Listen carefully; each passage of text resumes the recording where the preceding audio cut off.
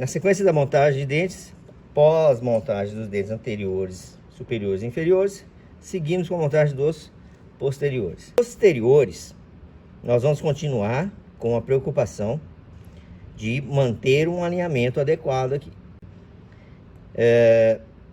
Nós vamos ter eles dispostos de modo a ter uma inclinação, tanto vestibulingual quanto mesiodistal, que faça com que o longo eixo fique axial ao longo eixo do reborde. Então, por consequência, fique direcionado para a crista do reborde. Fique direcionado para a crista do reborde. A nossa orientação continua sendo a linha marcada no grafite na porção mais profunda, que corresponde ao ápice da crista do reborde. Portanto, nós vamos remover a cera e acessar visualmente aquela linha para nos referenciarmos para a montagem dos dentes posteriores.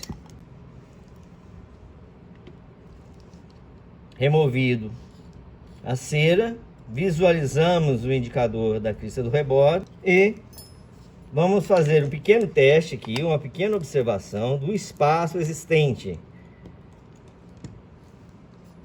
entre a base de prova e o plano antagonista, o plano inferior.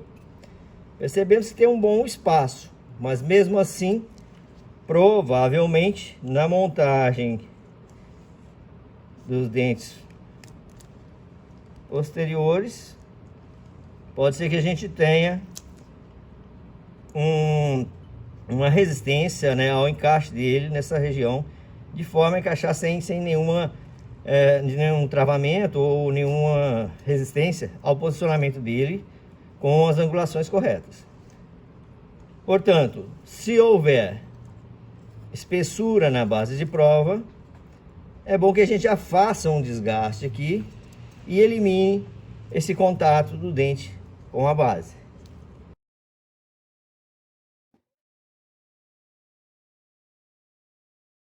Removemos a cera, removemos excesso de resina e marcamos com um flete de cera sobre aquela linha de referência da crista do reborde.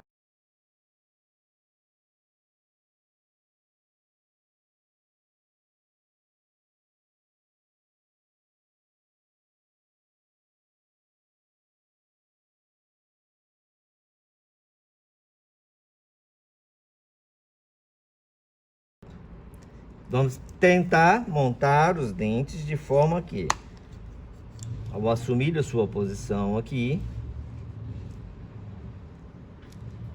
e imaginando o seu longo eixo, nós vamos direcionar lá para aquela linha. Isso vai ser feito posicionando corretamente lado a lado com o dente anterior e movimentando o seu longo eixo no sentido mesiodistal, de modo que ele fique perpendicular ao plano antagonista, que vai ser dado lá pela cera. Então ele não está descendo ainda porque a cera está rígida. Vamos plastificar para posicionar. E aí nós vamos observar que o premolar, primeiro premolar superior, assume uma disposição em que o seu longo eixo ele é mais verticalizado numa vista lateral, ou frontal em relação ao dente. E no sentido vestibulingual, ele vai ficar também mais verticalizado. Quando montarmos o segundo pré, ele vai assumir uma posição em que o longo eixo fica ligeiramente inclinado para mesial e no sentido vestibulingual, ele vai ficar ligeiramente para lingual. Por que isso? Porque nós vamos começar, a partir aqui do primeiro pré, conformar as curvas de compensação. As curvas de compensação, então, vão permitir com que a gente axialize a carga para o reborde e, na relação de contato final, uma prótese com a outra, a gente consegue estabilizar melhor a prótese do que se deixar um plano inclinado, originando uma força anterior. Ou se deixar um plano inclinado, originando uma força para posterior. Um plano invertido. Então, com a curvatura, a gente consegue dar essa estabilidade e consegue, com a curva de compensação lateral, obter uma oclusão balanceada bilateral. Sem as curvas, tanto a anteroposterior, que é a de SP, ou a lateral, que é de Wilson ou Monson, para alguns autores, nós não conseguimos fazer ou obter a oclusão balanceada bilateral. Então é necessário que tenhamos aqui uma curvatura. Se ela não estiver ainda desenhada no plano, igual está aqui, nós vamos ter que fazer essa curvatura na montagem de dente, fazendo a disposição dos dentes, dando as inclinações ao seu longo eixo, de modo a obter essas curvaturas. Como nós temos um plano que tem curvas, no primeiro momento, nós vamos tentar seguir a curvatura dada pelo plano. Mais um detalhe para os dentes posteriores. Nós temos que estar atento, como já foi dito, ao alinhamento. O alinhamento, ele é muito importante para evitar alavancas. Se eu monto o dente para vestibular, eu distalizo do ponto de aplicação da carga e origino um braço de alavanca. Se eu monto para lingual, a mesma coisa, e ainda vou entrar em área de trabalho de outros elementos anatômicos, como a língua, assoalho bucal, aqui tem a bochecha, né? Então, nós temos que obedecer uma referência de alinhamento aqui. Para a prótese inferior, a obediência a esse alinhamento é prioritária em relação à prótese superior, já que a superior tem toda a região de palato para contribuir com a maior retenção e estabilidade dessa prótese. E a inferior não tem. Então é uma área bastante reduzida, em contato com tecidos que se movimentam mais, como assoalho bucal, língua, com a força muito grande aqui, que quando tocam na prótese, facilmente podem tirá-la do seu sítio. Então nós temos que procurar priorizar alinhamento ou os parâmetros que favoreçam retenção e estabilidade para a prótese inferior. Obedecido aqui o alinhamento correto, nós vamos fazer com que o superior se adeque à situação da inferior. Portanto, existe uma orientação para o alinhamento dos dentes posteriores e inferiores. Pela observação, vendo aqui o ponto inicial da linha de referência do rebordo, que foi marcado aqui como sendo o ponto inicial do trígono reto molar. Então o trígono está aqui no meio, está aqui. Podemos também, se quisermos evidenciar melhor,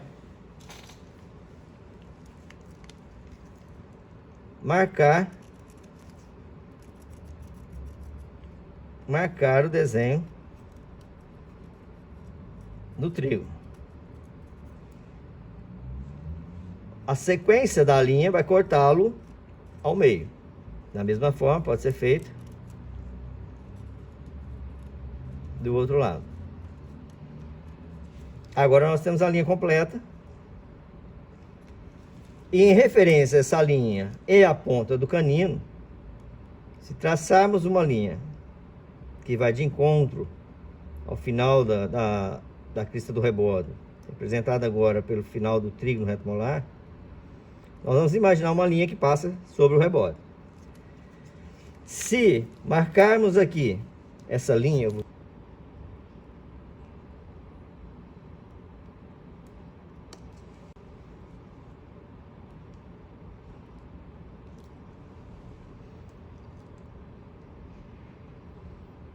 se marcarmos essa linha sobre a cera, ao montarmos o dente superior, a cúspide palatina, tem que estar direcionada, e quando alinhadas, as cúspides palatinas, quando alinhadas, estarão direcionadas para essa linha.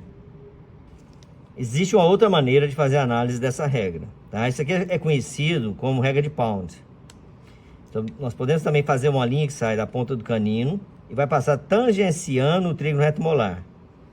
Quando montarmos os dentes inferiores, nós temos que ver que as cúspides linguais dos dentes inferiores estarão dispostas lado a lado sob essa linha, que vai ser a mesma referência trazendo para cá. Só que aqui a referência para montar o superior. A cúspide palatina vem aqui. Na verdade, então, quem vai ficar alinhado nessa posição serão os sulcos principais dos dentes inferiores. Para fixação dos dentes, novamente, nós vamos fazer a plastificação da cera. Por que fazemos isso? Para deixar ela bem macia, bem mole. Ao posicionarmos os dentes, ela não vai oferecer resistência nenhuma ao movimento que nós teremos que efetuar para colocar o dente em posição com as suas devidas inclinações.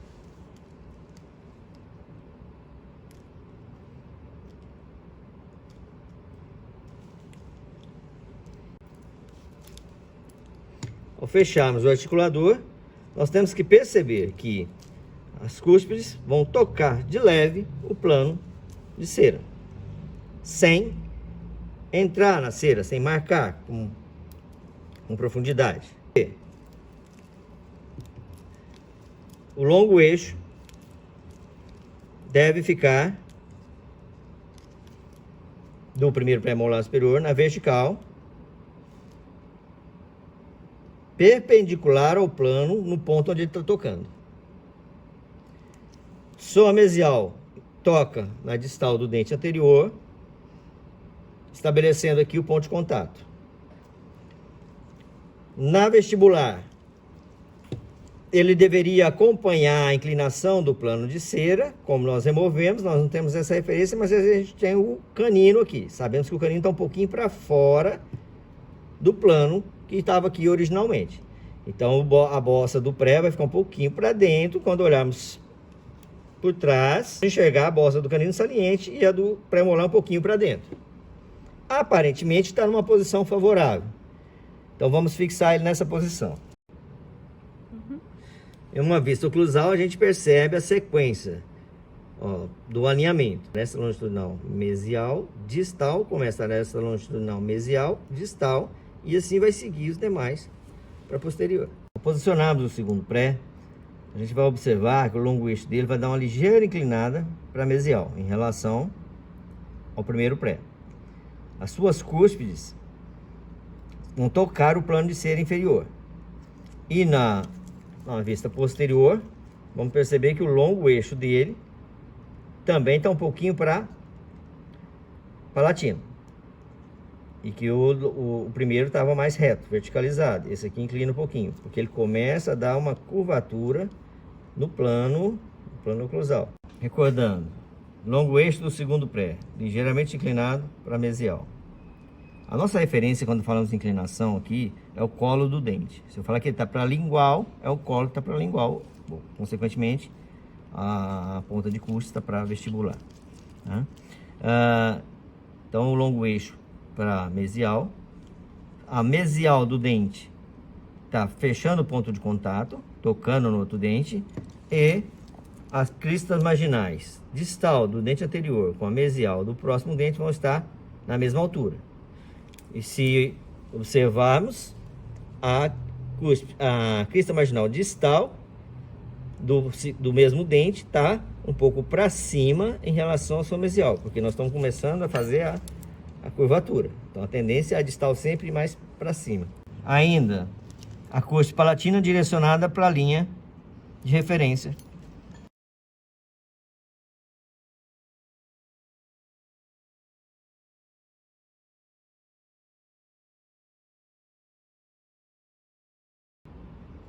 Na sequência, montamos o primeiro molar superior. Então, nós percebemos agora que o colo assume uma inclinação um pouco mais mesializada que o segundo, porque a curva vai se acentuando para trás, e o longo eixo do dente tem que ficar perpendicular à curvatura, ao plano oclusal. O seu colo está um pouco mais para dentro do que o do premolar, como consequência de uma rotação no sentido vestíbulo lingual, para que continuemos a desenhar a curva de compensação lateral. Então aqui tem um plano, aqui tem outro, aqui já é um pouquinho diferente, aqui também um pouquinho mais diferente, mais inclinado. E vamos seguir com o segundo depois, continuando essa curvatura. Vamos perceber se o plano de orientação seguia essa mesma orientação, ou nos dava essa orientação. Vejo que falta um pouco de contato ali. Mas se nós nos guiarmos pelos dentes anteriores, lembrando que quando estão lado a lado, a cúspide distal do dente anterior tem que estar na altura da cúspide mesial do próximo, para fechar depois um ponto de contato. Aqui vai impactar uma cúspide. Então, se um tiver mais alto que o outro, vai ter um deslize. Nós não vamos conseguir estabilizar. Então, aqui os dois na mesma altura, e a partir de estabelecida a altura da crista mesial do mesmo dente, nós vamos abaixar, ou se for assim, subir a cúspide, a crista marginal distal dele, levemente, mantendo a conformação da curva. Então, na verdade, a curvatura no plano parece que estava um pouco acentuada. Se nós continuarmos essa curva para posterior, nós vamos perceber que ao finalizar ela vai passar tangenciando a tuberosidade maxilar, né? Ela viria em direção ao sulco amular. Se ela continuasse seguindo, nós encontraríamos o côndilo lá em cima, e mais para posterior. Nós teríamos aqui uma esfera, porque ela vai acontecer nos dois sentidos, também no sentido lateral. Essa filosofia, esse modo de pensar em termos da curvatura é decorrente da teoria de movimento mandibular estabelecida por Monson, que é a teoria esférica do movimento mandibular.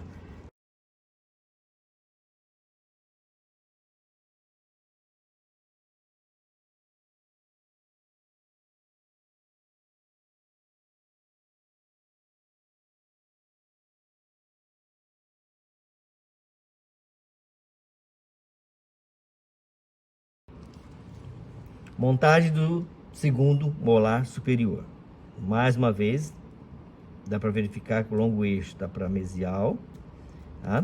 Uma quantidade que faz com que o plano oclusal dele fique perpendicular ao seu longo eixo, e o longo eixo vai estar perpendicular à curva de compensação. Então, na sequência, a gente observa, se o primeiro já não tocar, o segundo também não vai tocar, vai subir mais um pouquinho. E na vestibular, observamos que o colo está um pouquinho mais para dentro, novamente, efeito de uma rotação no sentido vestíbulo palatino, para que continuemos a conformar a curva de compensação lateral. Finalizada a montagem dos dentes posteriores e superiores, nós vamos montar os inferiores do mesmo lado. E aí, a sequência também pode variar. Tem autores que gostam de começar pelo primeiro molar, porque existe aqui uma relação de orientação da posição de oclusão, que é chamada a chave de molar. Existe também a chave de canino, que aqui nós já estabelecemos, que é a ponta do canino inferior direcionada para o ponto de contato entre incisivo lateral superior e canino superior. Muito bem. Aqui nós vimos que, ao alinhar, nós acabamos tendo um ressalto do plano de cera, ou seja, nosso plano estava originalmente com um pouco de excesso para vestibular, e ainda com a curva um pouquinho acentuada e mais baixa. Então, ao corrigirmos aqui a curvatura com a montagem dos dentes, sobrou um pequeno espaço ali. Finalizando a montagem no segundo molar, nós ainda observamos o alinhamento da cúspide palatina com a linha de orientação para a centralização do esforço na crista do rebordo. Para iniciar a montagem dos inferiores, obviamente, nós vamos ter que tirar esse volume de cera presente. Ele vai dificultar muito. Identificamos o alinhamento, né? Mas nós já estabelecemos esse alinhamento com a montagem dos superiores. Nós vamos obedecer esse alinhamento ao princípio. Ao terminarmos a montagem dos inferiores, se não conseguirmos o alinhamento conforme a orientação da crista do rebordo, nós podemos corrigir o alinhamento inferior, porque aí nós já temos a altura estabelecida, corrigimos só o alinhamento e depois alteramos também o superior. Isso porque queremos priorizar retenção, estabilidade, suporte para a prótese inferior, que tem uma área basal menor e, por consequência, menor estabilidade, menor retenção. Para a montagem dos dentes inferiores, posteriores, nós tiramos aquele volume maior de cera, colocamos um volume menor que permita a adaptação do dente aqui no espaço vertical e já conformamos ele de modo a coincidir com a linha de referência. Direcionamento da carga para a questão do rebote.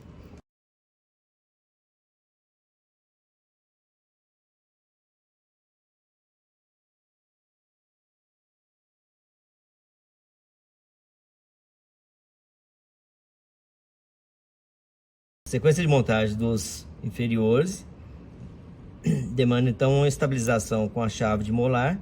Então nós vamos montar primeiro o primeiro molar inferior, estabelecer uma relação correta entre as oclusais deles. Deste modo, quando a cúspide palatina se relacionar com as fossas e sulcos principais e cristas marginais do inferior e as cúspides vestibulares do inferior se relacionar com o espaço interproximal, fossas, né, e sulco principal do superior, nós vamos dar uma estabilidade para esse dente, ele vai ter uma parada já horizontal e por consequência o longo eixo assume uma posição automaticamente. A inclinação do longo eixo dele vai ser um pouquinho distalizada, porque esse aqui está mesializado, na sequência eu vou ter o inferior distalizado. Mas ela vai ser obtida automaticamente pela relação entre as cúspides na oclusão. O dente foi colocado em posição, nós vamos levar, vou fechar o articulador até o encontro dele. Ao pressionarmos, a cera está macia, ele vai ceder e vai se encaixar na oclusão. É a relação que estabelece a chave de oclusão. Então nós temos que olhar o primeiro molar superior, a sua ponta de cúspide da cúspide mésio-vestibular tem que estar alinhada com o sulco mésio-vestibular do inferior. Mas vejam, não temos toque ainda na cúspide, então eu vou pressionar aqui embaixo e forçar até que ele toque no antagonista. E aí a gente vê que agora a cúspide médio-vestibular está na fossa, a mésio-vestibular está no espaço entre o segundo premolar e o primeiro molar superior. Quando olhamos por lingual, percebam que a cúspide palatina está encaixada nas fossas e no sulco principal do dente inferior. Então eu tenho estabilidade dada pela cúspide palatina do superior e pelas cúspides vestibulares do inferior. Vamos fixar agora esse dente aqui, ele parece também suspenso. Então...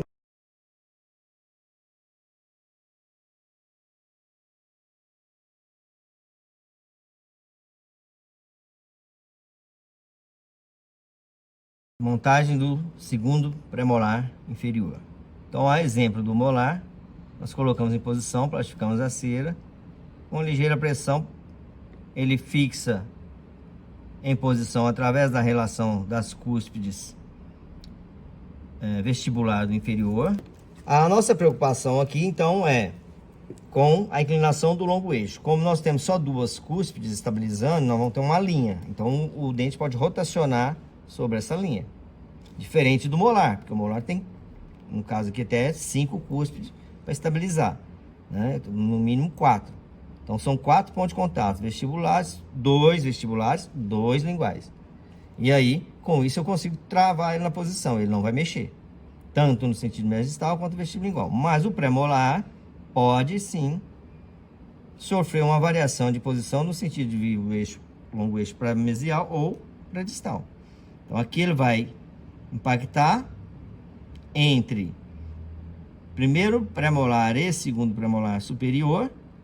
A ponta de cúspide toca no espaço ali entre as cristas marginais desses dentes superiores, estabiliza.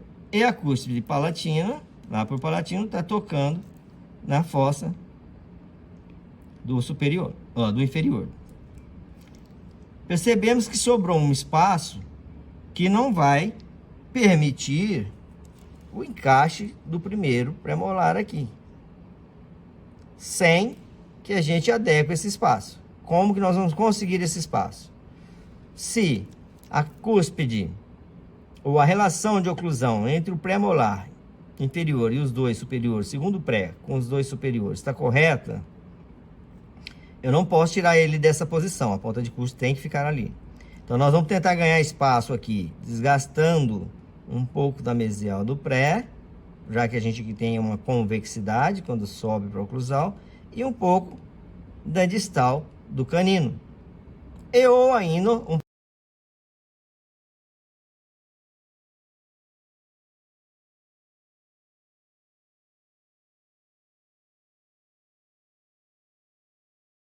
a mesial e distal do próprio dente. Eu estabeleça uma relação correta entre a oclusal dele com a oclusal do pré-molar e a face distal do canino. Montando os pré-molares, se vocês lembram da largura desse pré-molar, ele perdeu um pouquinho, desgastamos a mesial dele para que se encaixasse, desgastou um pouco na distal, mesial do próprio dente para ele entrar nesse espaço, e ainda desgastou um pouquinho da distal do canino. Um pouco em cada um para que o dente não ficasse fino demais, antiestético. De oclusão se estabelece a exemplo do que foi com o segundo pré. Então a cúspide vestibular vai contactar entre o primeiro pré e o canino. Mais precisamente ele contacta na crista mesial do primeiro pré. Se fosse uma relação de um dente contra o dente, seria na fossa mesial do primeiro pré.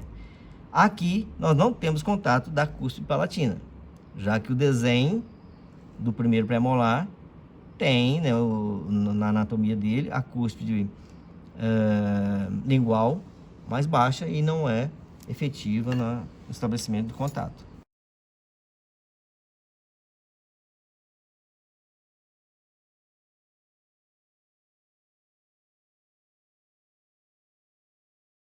Tudo? Dá para editar?